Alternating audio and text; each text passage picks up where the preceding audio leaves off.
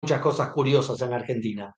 Para hablar de alguna de esas cosas curiosas, para mí es un enorme placer esta charla, esta conversación, esta entrevista, porque el que sabe es él. Yo no sé nada. Vamos a hablar de economía, ¿sí? Vamos a hablar de economía con Ariel Korenberg, a quien ya tengo el gusto de saludar, de darle espacio. Hola, Ariel, ¿cómo estás? ¿Qué tal? ¿Cómo estás? ¿Qué decís? Muy bien, Acá estamos. muy bien, muy Solo sé bien. que no sé Eh, nada. much- Muchas gracias por atendernos. Sé que estás interrumpiendo vacaciones, la hechura de un trabajo tuyo de economía. Sos un estudioso de la economía, no estás en el día a día de la No. tasa de inflación, del préstamo con el fondo, ¿no? Por eso me interesa una visión tuya, además una visión que respeto mucho, porque sé desde el lugar de honestidad intelectual con la que planteas tus posiciones históricamente, no porque gobierne ahora Milei, o Ok. porque antes hubiera gobernado Alberto Fernández barra Sergio Massa, y por eso me parece interesante escucharte y preguntarte, ¿para dónde estás viendo que estamos yendo económicamente hablando? Bueno, este gobierno asumió con la intención de hacer un cambio de régimen macroeconómico. La Ujú. coyuntura argentina comparada con otros países, te dije, con una visión estructural, te iba a comentar esto, Ujú. que han estado al borde de una hiperinflación, o más vale, la han pasado por una hiperinflación, como es nuestro caso, podemos discutir las cifras o no, pero la coyuntura esta es crítica y el tipo de crisis es hiperinflacionaria. Para tratar de salir de esto, es necesario cambiar el régimen macroeconómico, que va desde salir del cepo, terminar con los controles de cambios, con el control excesivo de importaciones, por no decir prohibición de importaciones, e impuestos, no terminar con ellos, sino que haya una correspondencia fiscal en lo que el fisco te cobra respecto de los servicios públicos que te brinda, que está totalmente detonado. La calidad de los servicios públicos está por el piso. Y la administración estatal también, porque la novedad de esta crisis es que este gobierno, independientemente del signo ideológico que tenga o de Milei mismo, lo que recibe de herencia no solo es un Estado inoperante, sino inoperante burocrático y militante, luego de 20 años de vigencia del kirchnerismo. Y por lo tanto, la botonera no la tiene Milei. Ahí te di el diagnóstico. Entonces, ¿cómo lo veo? Lo veo muy rípido, una coyuntura muy crítica, no es para cualquiera esto. Cualquier gobierno que hubiera asumido la dirección hubiese sido la misma. De hecho, Gabriel Rubinstein, como ex viceministro de Ujú. Massa, lo dijo hace poco, son Ujú. ante el paquete de emergencia fiscal, que ahora seguramente se va a aplicar de otra manera, con cambio de algunas medidas, pero que el sentido es el mismo. Argentina en este momento no tiene crédito. Lo traduzco. No es solo que te presten organismos internacionales, que el único que nos presta para poder pagarle a sí mismo es el Fondo Monetario. O sea, estamos Ujú. sostenidos por el Fondo Monetario. En la gestión Massa, el único plan que hubo, perdón, gestión Massa, Alberto Fernández era el presidente, el único plan que hubo fue el del Fondo Monetario, porque Argentina no planteó ningún plan. Entonces, Argentina no tiene crédito, pero en el sentido amplio, no tiene confianza en el mundo. No tiene confianza en el mundo en el hemisferio occidental, pero tampoco en el hemisferio oriental y en el eje bolivariano. Diosdado Cabello, verdadero líder de Venezuela, de hecho, por detrás de Maduro, despreció a Alberto Fernández. ¿Cómo se traduce esto? Vos me estás hablando del gobierno anterior y estamos con un gobierno con una orientación completamente distinta. Bueno, es que lo voy a traducir en la pregunta que me hizo gente de la OSD, organismo económico para la cooperación y desarrollo, muy importante, al cual Argentina por tercera vez en su historia va a tratar de entrar, porque te da un respaldo institucional importante, no porque te preste plata, no presta plata, sino porque su sello permite poner a los países que están dentro de ese organismo, que va desde Europa, en el origen, ahora pasando por México, la intención de Brasil, Corea y otros países en una instancia mayor de desarrollo, no porque sean desarrollados económicamente, sino porque respetan ciertas reglas de convivencia de un país normal que Argentina no lo tiene. ¿Qué me preguntaron? ¿Vuelve Cristina? Bueno, ahora la pregunta es la misma. OSD, tomé ese ejemplo personal y volvió. Entonces, la pregunta sigue vigente. ¿Vuelve el kirchnerismo? Entonces, vos fijate, la velocidad de los acontecimientos fueron tales de que parece que hubiésemos pasado 2 años viviendo el gobierno de Milei. No, a ver, me fijo, corregime, no llegamos a 2 meses. Y ya te hacen la pregunta, o sea, este gobierno, ahí sí, vamos a ser conmigo, pero lo quiero aclarar, es lo mismo que pasa con cualquier gobierno no peronista. No se le quiere delegar poderes en un país donde el Congreso es una escribanía, en un país donde el Estado responde a un partido político concreto, Movimiento Nacional Justicialista. Por eso es necesario los poderes legislativos en la emergencia, porque todos los gobiernos en Argentina asumen después de una emergencia económica, como asumió Alberto, donde los votos de Juntos por el Cambio recibió la delegación de los poderes legislativos y administrativos él y la persona de Santiago Cafiero. Bueno, te hablé de diversos temas, pero creo que te di el panorama. No es, te lo voy a traducir de café, no es joda esta crisis. Ariel, La intención es y ir para, para un lado, pero la traba que presenta este gobierno, digamos, más allá de su gestión, es muy grande. Es un sistema post-convertibilidad que ha fracasado, sí. vos planteabas que el gobierno se había propuesto modificar el régimen económico, ¿no? Así es. Es un propósito que es mucho mayor que reducir la inflación o ya un cambio cultural que sería el déficit cero, sino el régimen económico en la Argentina. ¿Vos ves que la Argentina está para que, sin acuerdo con el Congreso, esas cosas las pueda conseguir un gobierno no peronista vía decreto? Porque pareciera que está muy complicada esa vía. Bueno, los cambios de régimen macroeconómico en Argentina, y me voy muy atrás, fueron por golpe de Estado. Digo, para ser súper simplificado, muy atrás. Del 83 a la fecha, tomando la experiencia de Menem, fue con la delegación de poderes legislativos transitorios al presidente. Porque tenemos una constitución, digamos, donde la figura del presidente es central.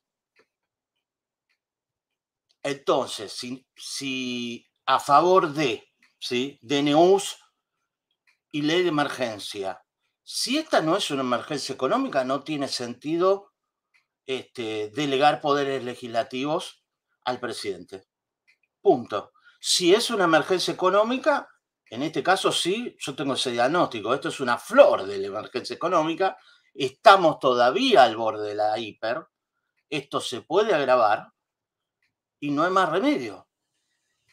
¿Por qué? Porque para subir o bajar retenciones, para eliminar un régimen de promoción industrial, tenés que negociar con todos los gobernadores, tenés que negociar con toda la CGT, que hace 70 años que trabaja, por ejemplo, la CGT bajo la ley de contrato de trabajo Mussolini. Entonces es muy difícil cambiar eso. Entonces, la mejor prueba del status quo inflacionario, del no cambio, es esto de ahora. ¿Por qué? porque el kirchnerismo, y en general te diría el peronismo, más abarcativo, el movimiento, la columna vertebral del movimiento justicialista, que cada vez más finita, te traba todo. A los amigos, ¿cómo era? A los amigos todo, a los enemigos ni justicia. No te dan la ley de emergencia. Y te diría que esta emergencia económica es peor, es mucho peor que la que recibió Alberto Macri. Y es mucho peor que la que recibió Macri de Cristina Kirchner. Y a discutir es mucho peor que la que recibió Duhalde y luego Kirchner de la posconvertibilidad. Entonces vuelvo. Si para subir o bajar un impuesto lo que corresponde es que ese Congreso, ok, ahora para los incisos, los artículos de la ley, eliminar los registros de patentamiento que son caldo de cultivo de la corrupción y repartija de cargos, la desregulación de la economía, en los detalles, vos tenés que discutir cada día a este nivel, y la verdad que el DNU, como los 136, no, perdón, más de 100 DNUs, no recuerdo la cifra exacta, era levemente bajo 200 de Alberto Fernández, y tiene que haber cierta reciprocidad. Lo que pasa es que la característica argentina es que no hay reciprocidad. El kirchnerismo pide la suma de poder público y se la dan, violando el artículo 29. ¿Sí? Bueno, cuando está en la oposición no te la da. Pero no hablo solo de kirchnerismo, ¿no? Como dicen ahora desde el pasado. Hablo de la CGT, que es el único que tiene poder dentro del movimiento nacional, más los gobernadores peronistas, que defienden su provincia, ¿sí? Pero no te ceden, perdón, hablo mal, ni acá, nada. No te ceden nada en esta discusión. Y los que siempre pierden son los que no tienen lobby. La clase media, los jubilados, ante cualquier cambio del régimen macroeconómico. Y tratemos que no los ahorristas, porque ahí sí vamos a la lona en Argentina. Te quería preguntar porque detrás del DNU, detrás de la ley Ómnibus, en su momento, básicamente con todo incluido, con todas las cuestiones fiscales, previsionales metidas, había estado Federico Sturzenegger trabajando mucho durante mucho tiempo, primero para Patricia Bullrich y después un poco trasladando todo ese trabajo multidisciplinario a Javier Milei. Te quería preguntar si todos esos cambios que son revolucionarios desde el punto de vista liberales, ultraliberales, no de izquierda, no contemplan poca conexión con esta realidad, digamos, poca conexión con las corporaciones, con la CGT, con los empresarios prebendarios, con el Estado, con un poder legislativo en donde estás en absoluta minoría. Si no peca muy de teórico, ¿no? Muy de ejercicio teórico y con poco barro, con poco pisar la calle. A ver, lo de Federico Sturzenegger, si mal lo entiendo, no es menor, una compilación de todas las regulaciones que se generaron del 2002 a la fecha. Es una interpretación, porque no me la han dicho así, no he conversado sobre eso al respecto, uno no llega a tener ese detalle. Interpreto que mandar ese paquete completo vía DNU y ley ómnibus, hay cosas en ambas, fue una estrategia de golpear fuerte la mesa porque era algo así como ahora o nunca. Vamos a la conexión con la realidad. Es ahora o nunca. Lo que se discute básicamente en la ley ómnibus, la desregulación, la eliminación de todos los regímenes de promoción que significan sectores enteros y provincias. Excluyeron Tierra de Fuego, ¿no? Pero resto está, por ahora. No lo sé, vamos a ver cómo queda, digamos. Vos estás en el día a día. Yo ya prefiero tomarme 3 días o 4 y ver cómo queda. Y volver y vamos a ver lo que queda, ¿ok? Ya YPF la sacaron, ya sacaron ARSAT. Digo, antes de la última golpeada de mesa de ambas partes, ya cedió el gobierno. YPF queda fuera. Y quiero recordar que YPF, si los precios del petróleo están altos, da ganancias. Al resto de las empresas están todas dando pérdida. Aunque está tan mal administrada YPF por la militancia partidaria que sigue a cargo, de hecho, más allá de quién sea el titular, que en el último trimestre ya empezó a dar pérdidas. Cuando la guerra con Ucrania y el conflicto con Israel hacen subir el precio del petróleo. O sea, esa es la situación actual, ¿sí? Entonces, ahora sí, yendo a la realidad del día a día.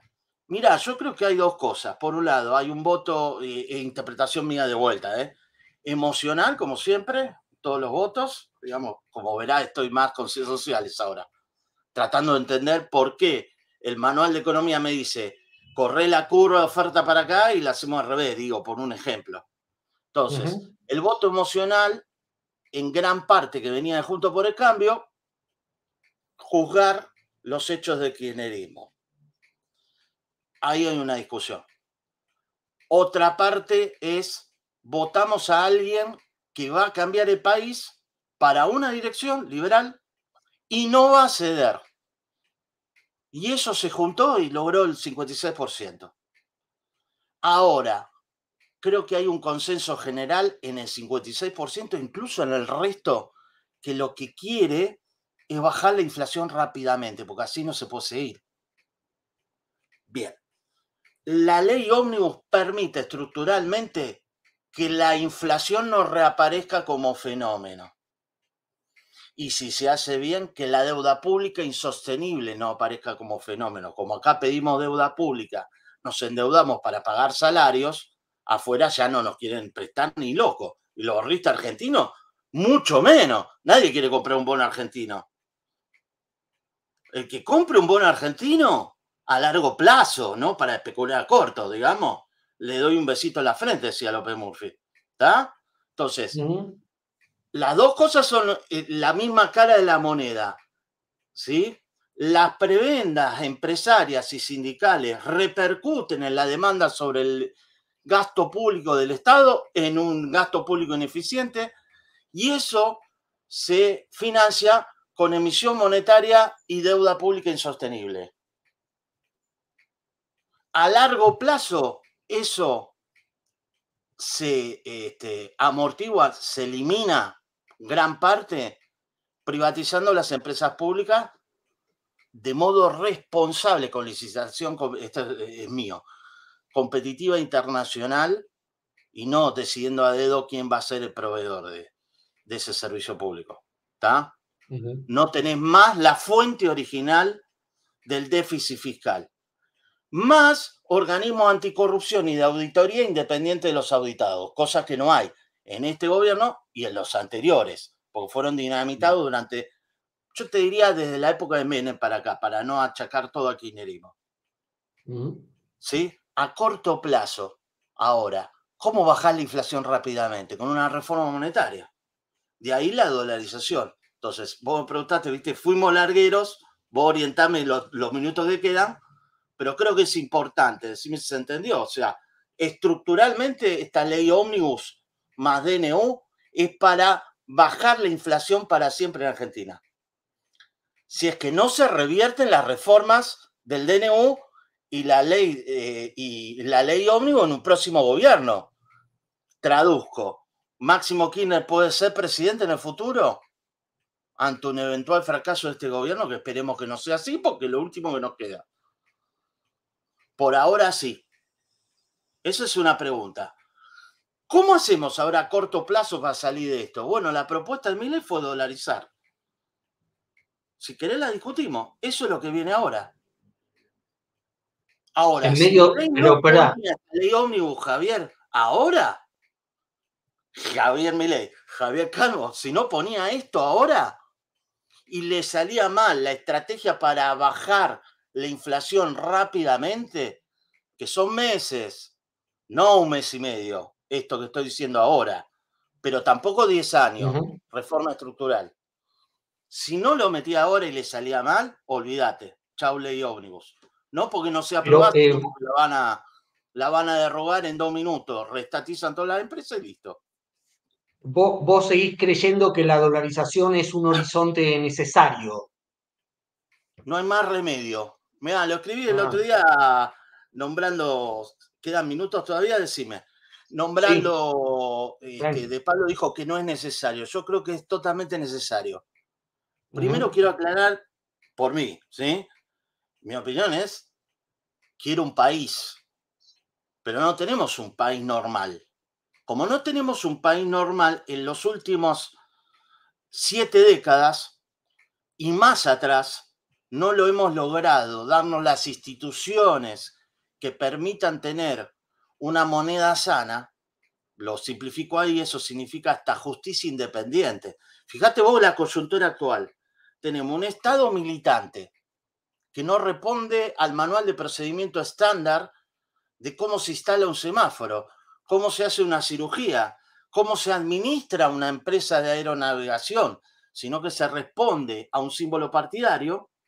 Eso nunca pasó en Argentina, en democracia. Digo, para no irme más atrás. Nunca pasó.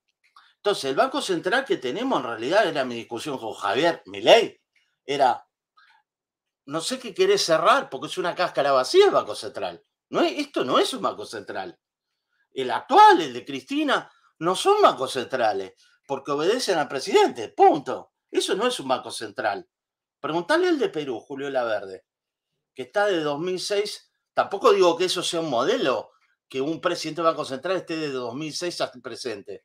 ¿Sí? Pero todos los gobiernos que asumen, incluso hasta bolivarianos, si mal no recuerdo, estoy tratando de acordarme del presidente bolivariano que tuvo Perú, que va derrocando 3, 4 presidentes en los últimos 10 años, derrocando, mal dicho, reemplazando por mecanismos institucionales.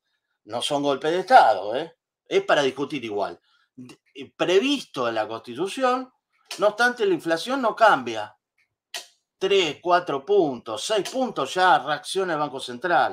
En la pandemia emitieron deuda pública para pagar salarios, ahí sí corresponde, a 100 años, a una tasa de 6% y a 30 años una tasa de 3%. Eso Argentina no lo puede hacer, pero lo ha demostrado que no lo puede hacer. ¿Por qué?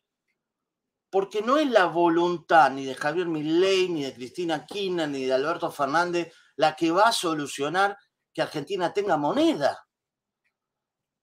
Porque Argentina demuestra que no cumple la ley. Si no cumple la ley, no va a cumplir con las reglas que debe cumplir el Banco Central. Y voy al mismo ejemplo, de cómo instalar un semáforo o de cómo hacer una cirugía a corazón abierto en un hospital público, que se hace muy bien. A pesar de que está dirigido el Hospital Posadas, te doy el ejemplo, por una mafia que nunca se resuelve. Imagínate cómo podría operar a corazón abierto alguien, un cirujano, como hoy, si no existiera esa mafia, todos los recursos que tendría. Pero no lo hacemos. Entonces, como no lo hacemos, la sustitución parcial es obligarnos con una dolarización. Luego, los costos que tiene esa dolarización la veremos a 5 años. Pero si no, la ley ómnibus no es sostenible. Lamentablemente lo digo, resignado con estos libros atrás de estudiar la historia. ¿Y vos crees que esa dolarización se puede hacer sin el apoyo de Estados Unidos o sin el apoyo del Fondo Monetario, que hasta ahora no se manifestaron muy entusiastas por el camino dolarizador? El Fondo Monetario nunca estuvo a favor, por ejemplo, de la convertibilidad. De hecho, recuerdo que Cavallo discutía mucho con el Fondo Monetario y logramos recuperar, digamos, el acceso al mercado voluntario de deuda, emitir bonos de vuelta sin pasar por un organismo internacional, prácticamente sin Fondo Monetario en su momento. Estoy hablando de 91, 92. Aprovechando, y eso viene a cuento de ahora, ¿ves cómo tomo la experiencia? Digamos, estoy tratando de entender por qué repetimos todo en Argentina, todo mal, ¿no? Todo lo malo.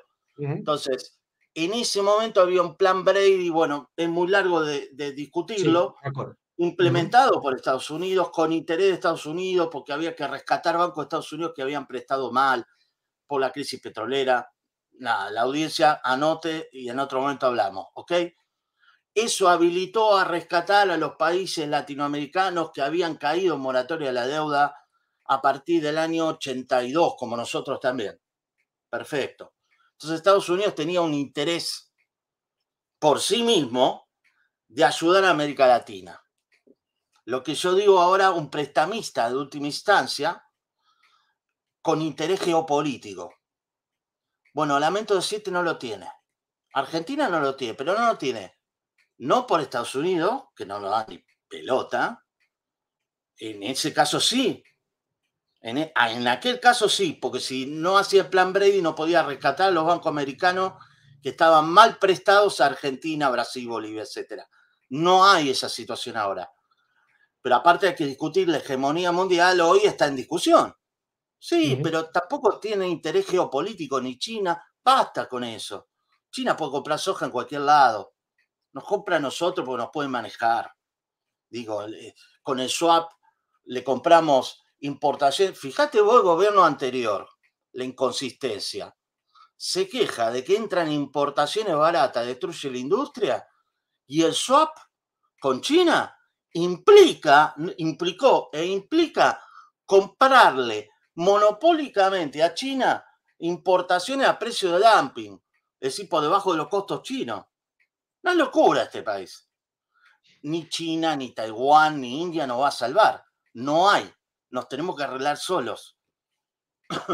Había una segunda parte de tu pregunta y se me pasó, discúlpame. Una era Sí, Estados Unidos, sí. el otro interés, el Fondo Y Monetario. el Fondo Mira, Monetario, sí, poco queda que lo planteaste. mira, voy a ser más extremo todavía. Pregunta que, Dale. y no es que tengo 100% respuesta, pero arriesgo a que fue así, para chequear a todos. Más extremo. ¿Podemos dolarizar sin reservas? Digo, porque Fondo Monetario no te va a dar dólares frescos. ¿Por qué no te va a dar dólares frescos? Porque ¿cómo lo utilizamos en la gestión Macri, en la primera gestión de Néstor, cuando nos dio prestado, en la gestión Massa, cuando nos dio prestado? ¿En qué usamos los DEC que de casualidad nos tocó? En sostener el tipo de cambio para que no se vaya, iba a decir una mala palabra, a las nubes, ¿sí? Y no nos generara una hiper mayor de la que tenemos. ¿Quién te va a prestar para eso? O sea, acá pedimos prestado para pagar salario del sector público, para pagar jubilaciones nuestras. Pedimos prestado para sostener el tipo de cambio, que es reventar reserva Banco Central, y volver a pedir a Fondo Monetario que te reponga. Para eso usaste la reserva. No usaste las reservas para importar porque estabas en guerra. Para eso era lo de Keynes, que creó el Fondo Monetario. Ese es el punto. Entonces, la verdad no podemos obtener dólares frescos para reponer reservas. Entonces, la pregunta sería, te la modifico, Argentina no tiene reservas, ¿sí? Incluso debe reservas. Vamos. ¿Y cómo dolarizo? Bueno, mira, yo no tengo la respuesta porque no soy especialista en dolarizar. Lo que te digo es que la dolarización es el resultado más extremo al cual llegás una vez que vos tenés una hiper. Una vez que vos tenés una hiper, se destruyó la moneda. Por ahora vamos al supermercado con pesos, pero ahí, mirá que están cambiando los precios. Están cambiando los precios en la medida que yo entro y vuelvo a salir, capaz que el producto, eso es hiper. ¿Entendés? Eso ya es hiper, Sí, sí. es conceptualmente una hiper. Y ahí se destruye el peso argentino como moneda de cambio. Estamos ahí, porque la reserva de valor ya está, listo. Comprar inmueble, unidad de cuenta, nada, no existe. El ser que era indexar al IPC para que vos puedas ahorrar, lo destruyó Moreno, ¿te acordás? Mintiendo con el INDEC, de tal manera que si hoy lo ponemos de vuelta, yo qué sé, rescatamos los créditos UVA o violamos el UVA para lograr un ahorro de corto plazo. Total, mi nieto lo pagará. Eso es Argentina. Te digo una cosa, ahora sí te lo lanzo, ¿viste? Hago toda el teatro. Abril de 91 se dolarizó, entre comillas, no es exactamente lo mismo. La convertibilidad se abría, lo digo con cuidado porque tengo que chequear más, sin balance del Banco Central, sin la información diaria que hoy tenemos Banco Central. No sé si es confiable o no, pero es diaria de las reservas. No había nada. Más aún, te apuesto a chequear. Si hay otra oportunidad para volver a hablar, te traigo el dato. Habría sido sin reservas. Porque el razonamiento es el siguiente. Una hiper te liquida las reservas. Es la manifestación de eso. Lo de liquidar reservas es la desconfianza es tal que el argentino se queda con todos los dólares en el bolsillo y el sistema económico se queda sin dólares, el Estado en este caso, a través del Banco Central, para poder comprar importación, una locura total. Vos, entonces, en una hiper te quedás sin reservas. ¿Cuál es la solución del libro de texto? Hacer una reforma monetaria. Cambiar el signo monetario, ¿sí? Sí. Limpiar los bancos de deuda del Estado. No es gratis eso, puede afectar zorristas. Hay que hacerlo con mucho cuidado.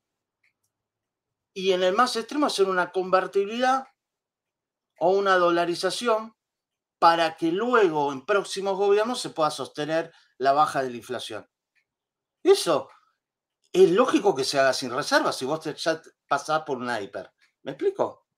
Sí, sí, muy Entonces, claro, muy claro. ni Estados Unidos ni China te va a dar dólares o yuanes o lo que sea o euros para hacer una dolarización. O porque no la quieren o porque no hay interés geopolítico.